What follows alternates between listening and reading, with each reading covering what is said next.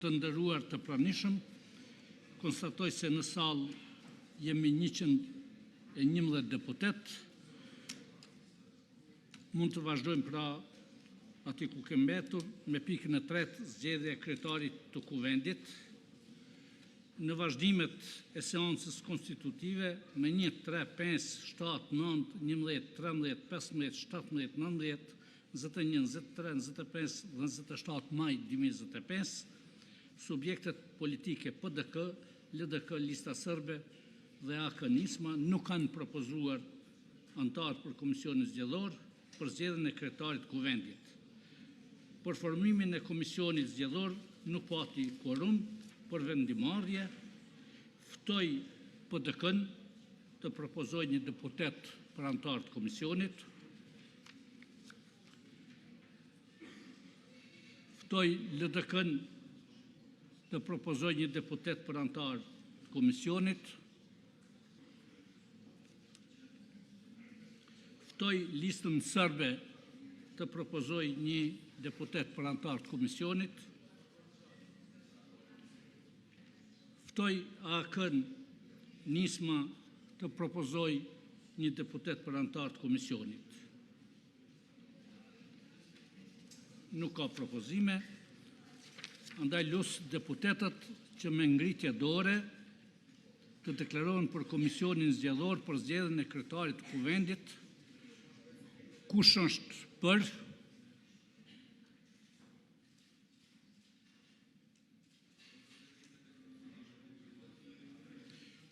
Kush është kundër?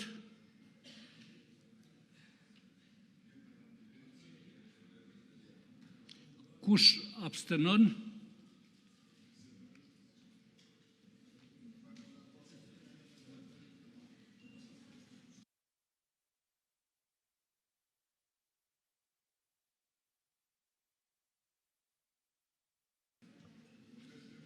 Pesdhet deputet kanë votuar për, kundër ka votuar 1 deputet, abstenimin nuk ka, nuk kemi quorum, seanca ndërpritet, shihemi me 31 maj në orën 10:30.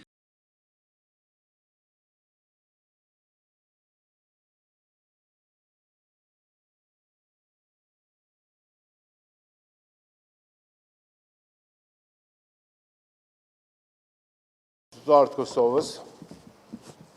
Në lidhje me konstituimin e kuvendit, du të parafrazoj deklarimin e deputetit PDK Sabelar Tahiri, i cili dje tha që më e keqe se blokada, tha është do ishte formimi i qeverisë kurti.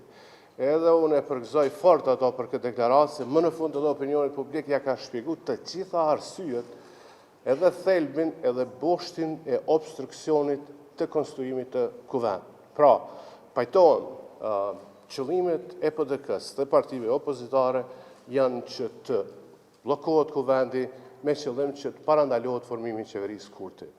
E dyta, duhet ju rikujtoj që këtu po flitet sot ishte në votim procedura për administrimin e votës së fshehtë, nuk ishte votimi për një kandidat. E treta, ne dëgjojmë shumë deklaratat e opozitës, me po duhet ju rikujtoj që në lidhje me këto dilemat e tyre për zonën Albulena Agjiu, ka shumë deputet këtu të opozitës që nuk ishin fare dilema kur votuan për Zajednicën, për amnistimin e kriminalëve sërbë në veri, kur votuan për demarkacionin, kur votuan për gjykatën speciale. Duhet t'ju rikujtoj që Albulena Agjiu nuk i ka votuar asnjërin prej tyre. Dhe në fund, ju dini që ka 2 raste pranë gjykatës kushtetuese, njërën të cilën e ka deponua AK-ja, sa përket procedurës së votimit, edhe njëra është sa përket dyshime për vjedhjeve të votave të diasporës, dhe po ashtu dhe ne na mbetet presim verdiktin e gjykatës kushtetuese. Edhe unë i bashkangjitëm edhe thirrjes dhe shqetësimit të cilës secili qytetar të Republikës Kosovës, sa përket nevojës së konstituimit të kuvendit si fazë e parë për të proceduar pastaj. Atëherë tash kanë kaluar 1 muaj e gjysmë prej kur ka fillu tentimi për të konstituuar kuvendit, dhe mbi 3 muaj e gjysmë prej kur janë mbajtur zgjedhjet, fatkeqësisht blokada e iniciuar dhe e mundësuar nga lëvizja vetëvendosje po vazhdon kuvendin e Kosovës. ne asot s'kemi institucione dhe duket që s'ka as interesim e as një veprim që do të nxirrte Kosovën nga situata e rënë në cilën kjo kryenetësi politike e Zotit Kurti dhe partisë vetëvendosje e ka fut vendin tonë. Vërtet është përkeqardhje që s'ka asnjë reflektim përkundër gatishmërisë së një pjesë të madhe të deputetëve duke përfshi partitë që kanë qenë opozit për të konstituuar kuvendin me një kandidaturë për kryetar apo kryetare që është e pranueshme për shumicën. Partia Demokratike e Kosovës edhe njëherë bën thirrjen e njëjtë që të ketë racionalitet politik, që të vendoset interesi qytetarëve të vendit në rand të parë, në mënyrë që të ecim tutje për të përmbushur obligimet që i kemi para votuesve, por dhe para qytetarëve në përgjithësi. Sot do duhet që ne të ishim duke diskutuar për vendimet e të mërshme që zyra rregullatorit të energjisë u ka imponu bizneseve më të mëdha të Kosovës, bizneseve prodhuese, atyre që punësojnë numrin më të madh të punëtorëve në sektorin privat, por ky bllokim normalisht që na pamundson një gjë të tillë.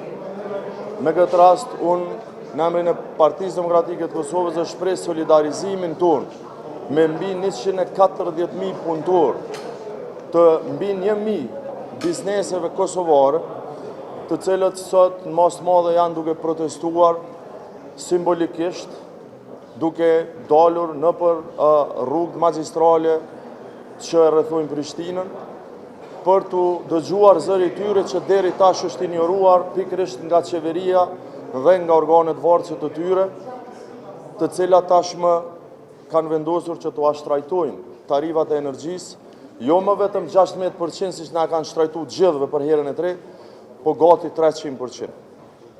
Është e turpshme që kryeministri në detyrë i krahason punëtorët e Kosovës, bizneset e Kosovës me grupet dhe bandat kriminale në veriun e vendit.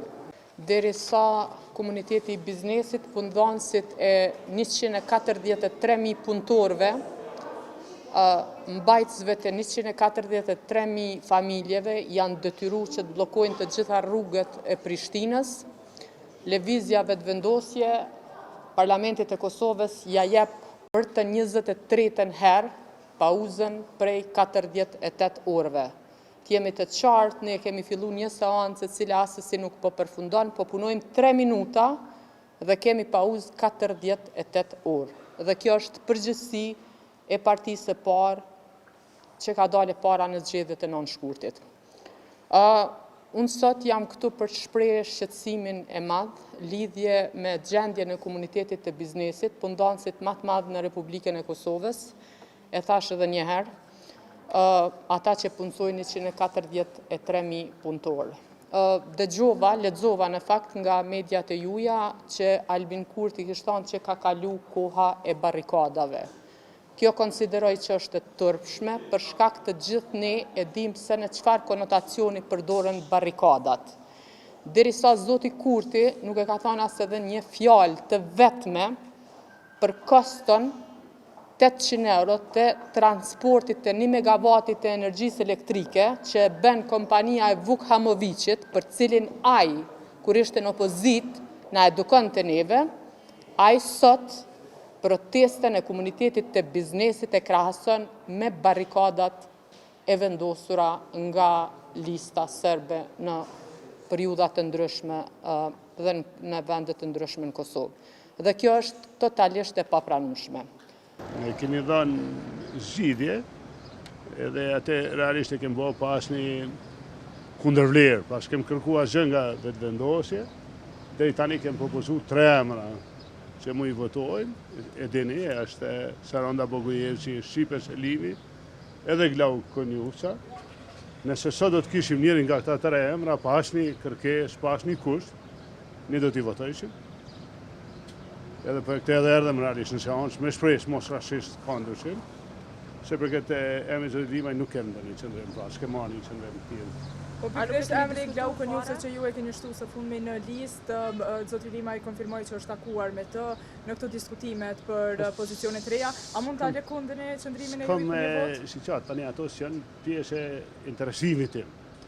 Kush me kënë takohet, më tutje është diçka mos i përbën ai lajm. Ajo që është interesimi imi është me e zgjedh kryetarin e kuvendit, ose kryetarin, edhe ne kemi dhënë 3 emra që ja japim votën pa asnjë kusht.